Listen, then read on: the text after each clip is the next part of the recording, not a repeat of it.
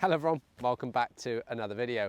So in today's video, I want to do a video about chipping. This is something that so many people get wrong, and I have browsed YouTube for a really nice, easy technique, and I'm struggling to find one. So I wanted to make this to help you at home improve your short game and give you a technique that's A, repeatable, B, super simple, and C, can be used with different clubs around the green. So if you want to see more content like this, please make sure to hit the like button and also subscribe to the channel. It will really help support me. I'm back making content now and looking to really grow this channel to help you improve your game. So any sort of likes, support, comments would be really appreciated. So let me let you in to a little secret. Chipping isn't as difficult as many people make it. We can play a really nice, easy technique that gets the leading edge under the ball, gets the loft on the ball, and it pops it in the air.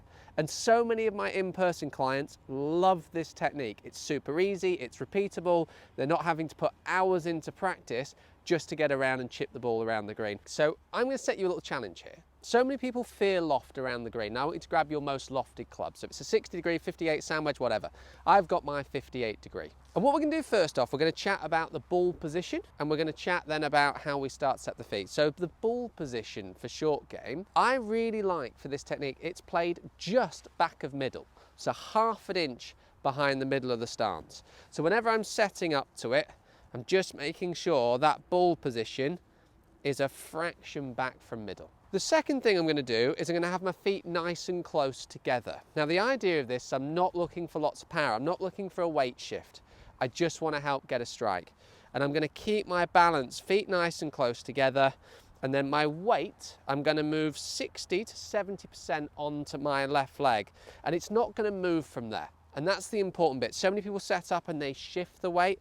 I'm just going to keep my weight then on that left side. Third thing now that I'm going to do in my setup is I'm going to lean my upper body towards the target. So I've got the ball slightly back, the weight or feet nice and narrow, just beyond the club head width, which is a really nice reference. Weight now into my left leg, and I'm going to lean my left shoulder down towards the target. Notice now my shoulder's a little bit more level. The idea on this is going to stop me hitting behind the ball and trying to lift it, and it's going to help me get the club staying closer to the floor, which gets the leading edge under the ball and uses the loft to pop the ball in the air. So let's run through that setup. So I'm going to have ball back, half an inch or so, hands then just slightly ahead. So hands will be in their normal iron position, sort of on the inside, or for gents, on the left-hand side of the fly is a really nice reference. Don't know where you thought I was going with that. For females, inside of the left pocket. So taking that setup, got the ball back in the stance, hands slightly forward, nice and narrow, weight into the left side, and from here I'm just going to dip that left shoulder.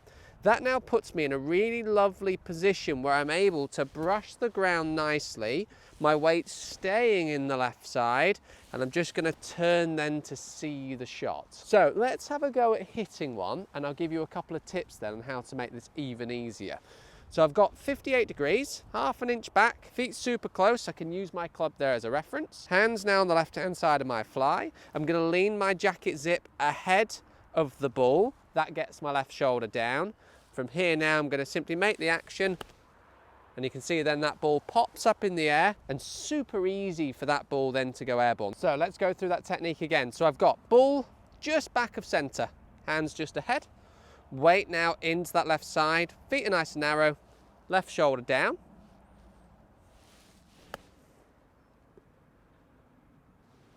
And you can see it just pops the ball up there, so, and I'd be pretty happy with that chip. So how do we make this shot even easier? Well, there's a couple of things that we can just be aware of. Now, one of the mistakes you can see from this setup is people start to pick the club up in the air and stick it down into the floor. Everything becomes quite lifted. What I like to do is I like to feel the club stays lower to the ground in the takeaway. So I'm almost keeping the club low, and I find that really helps me stop this kind of digging where I'm taking a divot or fatting behind the ball. What it's also going to do is help the club slide better along the floor. And again, that's going to help the ball pop in the air. We're really going to use the bounce there. So again, I'm going to take that setup, hands forward, weight in the left side. I'm going to keep the club low to the floor like so. And you can see how that just really helps me control that shot. And I've got 58 degrees of loft here, and I'm not feeling fearful. And I'll be really, really honest with you. 6 months ago, I didn't really enjoy short game anymore. In fact, probably more like 12 months. I was pretty certain I had the chipping yips. It didn't. I just completely misunderstood the basics again.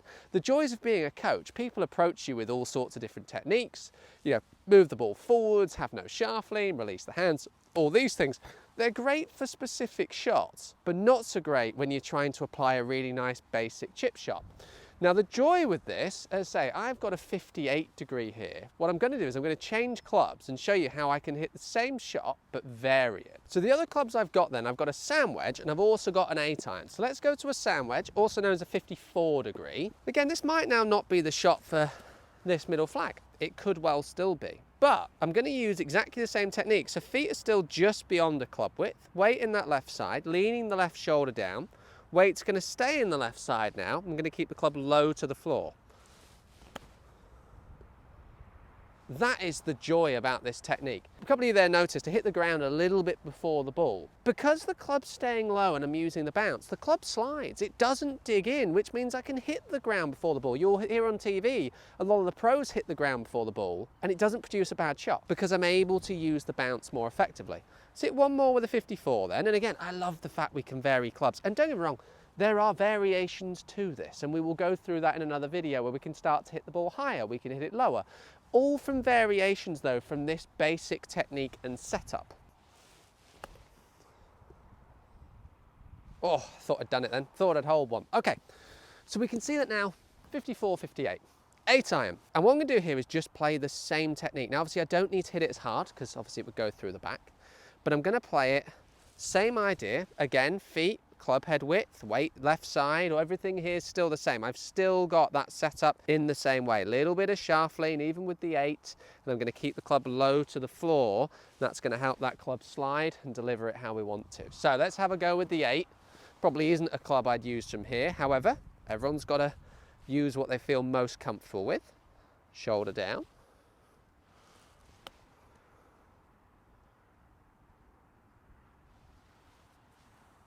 I'll take that. What I love, and you'll probably notice this technique, is it's able to produce more consistent results, which is absolutely something that you guys would want around the green. It takes a little bit of practice, obviously, to get used to it, but I'm hoping with those real key points, you'll find all of this so much easier to manage and control. And I'm hoping what it means is when you turn up then to your next competition, you'll have the confidence around the green to take more loft, which hopefully should help give you a bit more control as well. So guys, I want to thank you very much for tuning in to today's video. Obviously a little bit of a different one in terms of going a little bit more in the coaching route. If this is more of the content you guys want to see on the channel, it's no issue at all. I mean, this is what I do day to day. So if this is something you're interested in seeing, do let me know in the comments. If there's any particular things that you want to see or want to have any coaching on, again, do reach out and please make sure as well, hit that subscribe button. It honestly helps me out so much. Thank you very much though again for tuning in and watching, and I look forward to seeing you guys soon.